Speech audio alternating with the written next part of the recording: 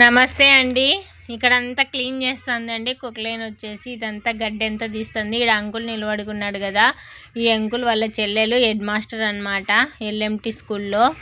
ఆమె రిటైర్మెంట్ అవుతుంది అనమాట. అందుకని రిటైర్మెంట్కు ఇక్కడ ఫంక్షన్ ఏర్పాటు చేశారనమాట. అందుకని ఇదంతా క్లీన్ చేస్తున్నారండి. అందుకే ఇదంతా మొత్తం గడ్డి తీసేస్తున్నారు. ఉదయాన్నే వచ్చేసింది. తర్వాత ఇది ఫంక్షన్ ఏర్పాటు చేశారు చూడండి. అందరు గెస్టులు వచ్చి కూర్చున్నారనమాట.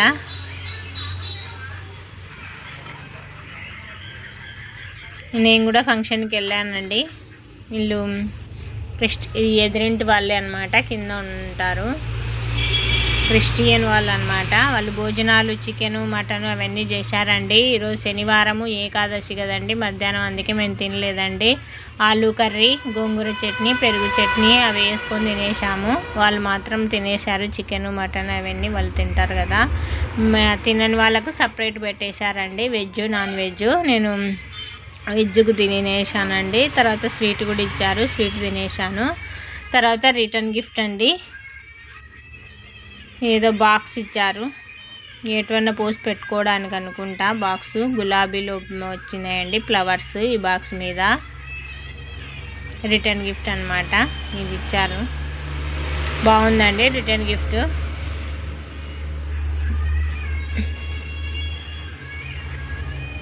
భోజనాలన్నీ కూడా ఎక్కువ మిగిలినాయండి. అవన్నీ కలర్ రైస్ కానీ వైట్ రైస్ కానీ అవన్నీ మిగిలినాయి అనమాట. ఫంక్షన్ అయిపోయింది సాయంత్రానికి. ఇంక అందరు ఎక్కడ వాళ్ళు అక్కడ వెళ్ళిపోయారనమాట.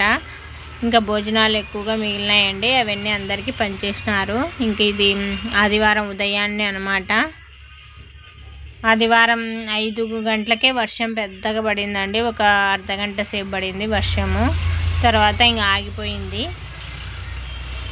ఇక్కడ ఇంకా అంతా తుడిచేసి ముగ్గేసానండి. ఇంకా నిన్న ఫంక్షన్ కదండి, అక్కడ వెళ్ళాను. ఈ పువ్వులు అందుకు కోయలేదండి, వర్షం పడింది కదా. అందుకే ఈ ఆకుల మీద వర్షపు చినుకులు ఉన్నాయండి, అందుకే కదిలిస్తూ ఉన్నాను. అవన్నీ రాలుతూ ఉన్నాయి చూడండి వర్షపు చినుకులు. పొద్దున్నే ఇంకా వచ్చేసి పూలు కోస్తున్నానండి. నిన్న సాయంత్రం కోయలేదు. చూడండి ఆకుల మీద ఏ విధంగా ఉన్నాయో వర్షపు చినుకులు. అన్ని ఫ్లవర్స్ అన్నీ బాగా విచ్చేసినాయండి. ఇది ఉదయాన్నే అనమాట. పువ్వులన్నీ కోసేస్తున్నాను. చాలా తెల్లగా విచ్చుకున్నాయండి పువ్వులు. ఇట్లా పువ్వులు కోస్తుంటే మనిషికి కూడా ప్రశాంతంగా ఉంటుందండి. ఏదన్నా టెన్షన్ అట్లా ఉన్నా కానీ వెళ్ళిపోతాయండి. ఇట్లా చెట్ల నుంచి పువ్వులు కోయడం అంటే నాకు చాలా ఇష్టం అండి. మనసు కూడా రిలీఫ్గా ఉంటుందండి. ఇంకా కోసిన పువ్వులన్నీ ఇక్కడ ప్లేట్లో వేసేస్తున్నానండి.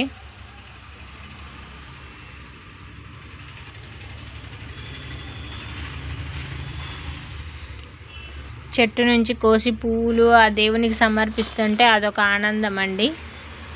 చూడండి తెల్లగా పువ్వులు ఎట్లా విచ్చేసుకున్నాయో.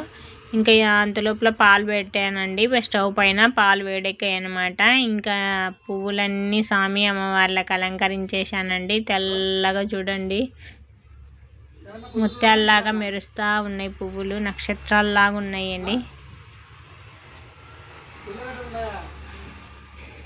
స్వామి అమ్మవార్లకి ఈ విధంగా పాలు నైవేద్యం సమర్పించి బెల్లం ముక్క మిరియాల పొడి వేసానండి లైట్గా.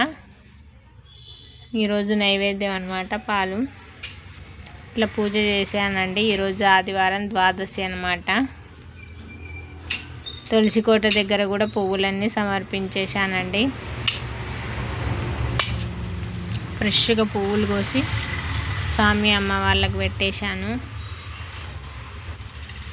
దీపము ధూపము నైవేద్యము అన్నీ పెట్టేశానండి. ఇక్కడ తులసి కోట దగ్గర కూడా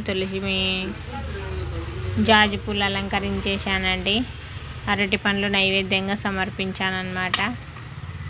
దీపం పెట్టేశాను. ఇది ఆదివారం ఉదయం అనమాట వ్లాగ్.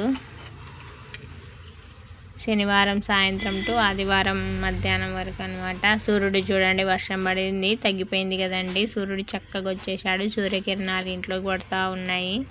తర్వాత ఇక్కడ పూలమాల నేను రిటైర్మెంట్ అయిన వాళ్ళు ఇచ్చారండి. వాకిలి గుమ్మానికి కట్టండి అని. గుమ్మానికి కట్టచ్చో లేదో అని నేను ఇక్కడే పక్కన పెట్టేశానండి పూలమాల. గుమ్మము గడప లక్ష్మీ అమ్మవారితో సమానంగా